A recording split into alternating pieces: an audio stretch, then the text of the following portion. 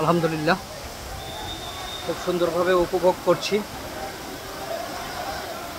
মাধবকুণ্ড ঝর্ণা এবং সব কিছু মিলিয়ে সুন্দর লাগছে, ভালো লাগছে।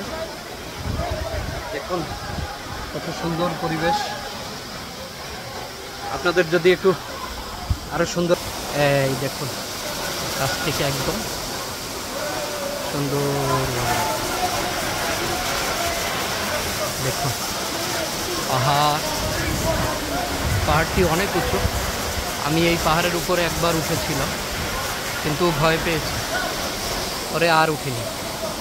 আপনারা জানেন এটা এই ঝর্ণাটার কিছু দূর পূর্বেই ইন্ডিয়ার বর্ডার, যার কারণে ওখানে সাধারণ মানুষের প্রবেশ নিষেধ। দেখুন আলহামদুলিল্লাহ আলহামদুলিল্লাহ।